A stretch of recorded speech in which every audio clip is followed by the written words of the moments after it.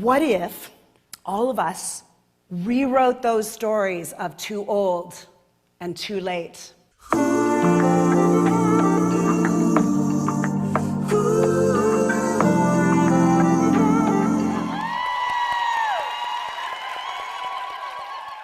do you feel when you think about aging?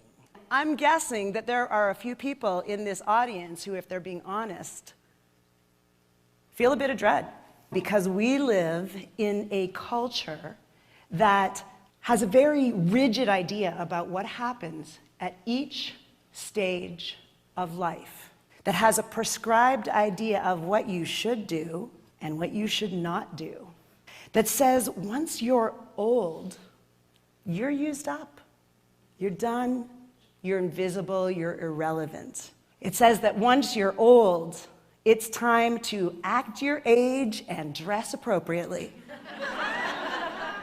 It wants us to believe that we are too old and it's too late. Is there something in your life that you would like to be doing, but on some level you think you're too old or you're too late? It sounds a little bit like this. I think I'm too old to go back to school and get that degree. Or it's too late for me to change careers. So there's an American Association of Retired People video online in which they ask millennials between the ages of 19 and 35, what age do you consider to be old? The most common answer is, the 40s, maybe 50. Is there anyone else here besides me who's 50 or greater? Yes, okay. So you're gonna like this. Then they ask these millennials, well, these old people, how would they send a text message? And here's what they do.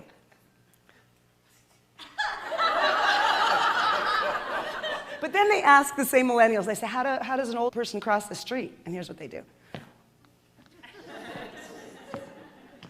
50! I don't know about you, I'm 54, I don't cross the street like that.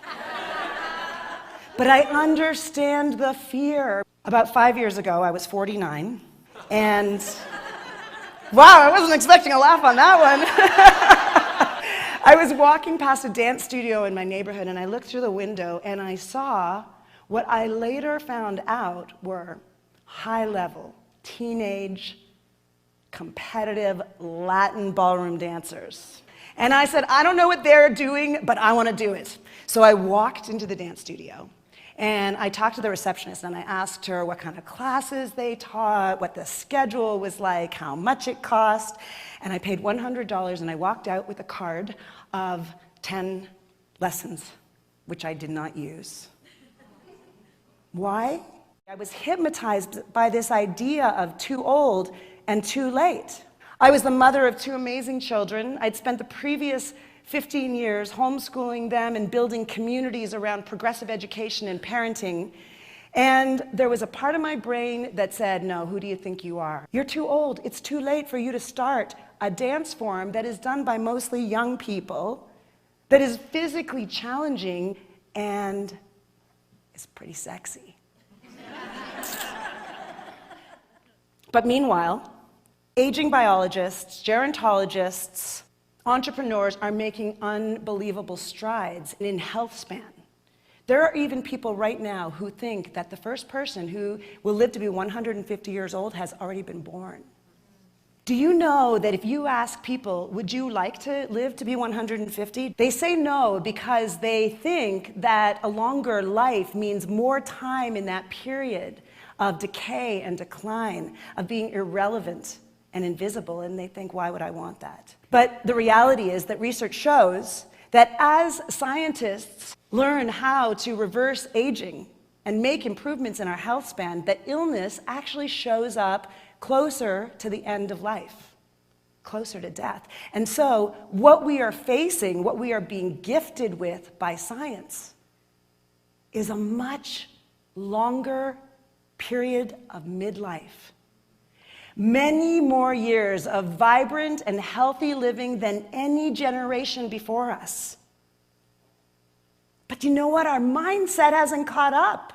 Our stories are still hypnotizing us. We are still living like 50 is old. It's time for us to rewrite those stories.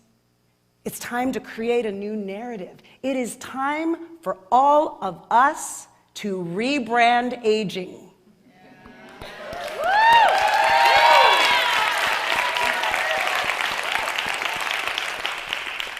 So you remember the dance card?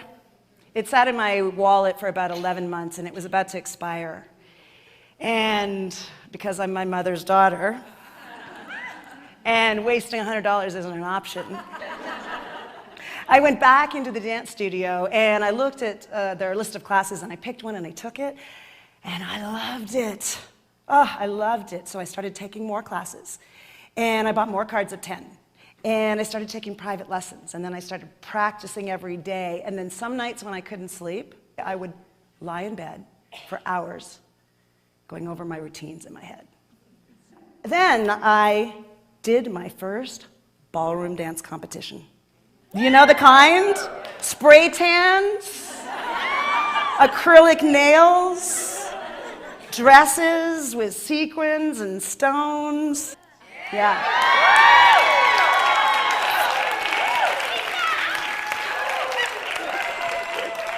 And oh my God, I fell in love with it. So that year I did 5 more competitions, and the next year I did 10. And 2 years after I started my dance journey, I found myself on a podium, bouquet of flowers in my arms, the Star-Spangled Banner playing over the speaker. I had won a world title in my age category. So then I got on stages and I started talking about this idea about what if we changed the way aging is perceived. And I started telling the stories of change agents. People like Rose Green, who is a 76-year-old world record holding sprinter who started running 2 years earlier at age 74. And of Ernestine Shepherd, and I know some of you have heard of her. This woman started bodybuilding in her 60s. This is her at 82, the buffest 82-year-old I've seen yet.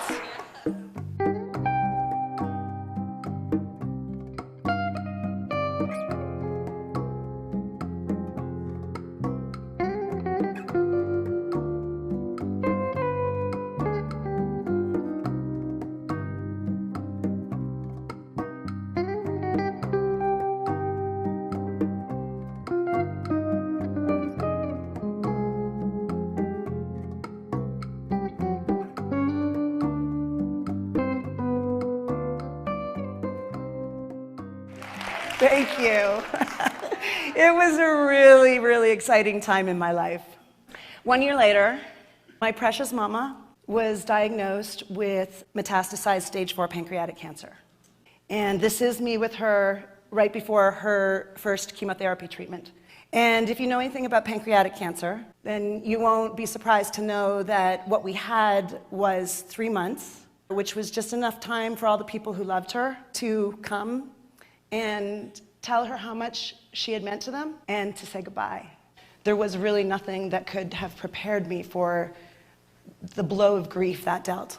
It turns out that regardless of what the biologists are doing, we are all still mortal. And then just as I was starting to remember myself and coming back to life and starting to dance again, my marriage of 20 years disintegrated almost without warning, even though it was easy for me, relatively speaking, to celebrate aging when my life was pretty good. The real test was, could I still stand behind that belief? Could I still believe what I said when I was faced with what most people fear about aging? And that is the knowledge that no matter what kind of great lives we're living, and definitely with aging, there's no escaping pain and loss. We're going to grieve our youth. We're going to grieve our changing bodies, our loved ones getting sick and dying, our partners changing their minds, our kids growing up and leaving. We are all going to grieve. But what showed up for me with that grief was support and connection and love in the form of my community and my family and my friends. They showed up and they created a foundation of safety and love and support for me that allowed me to see the possibility of the next stage, the next recreation. They reflected my future self back to me before I really knew for sure what it looked like. They got me here.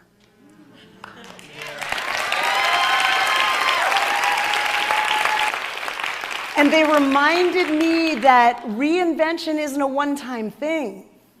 Regeneration is our true nature as women.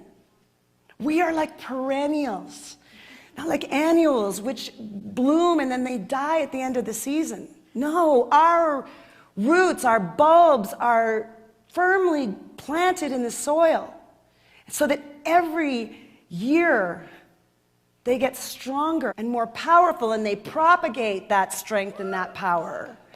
And so that every season there's a bigger bloom of flowers and more vibrancy and more color with every passing season.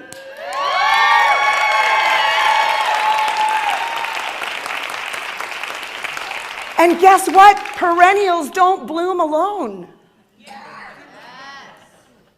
What if all of us rewrote those stories of too old and too late? What if, instead of running from the fear of pain and loss, we embraced it as part of the fire from which we come through anew, the next level of our phoenix rising? What if we remember our nature as perennials and know that every turn in the way and challenge is the opportunity to rebloom? Because what kind of fun could we have? What kind of adventures could we go on together? What kind of relationships could we build if we supported each other in this process?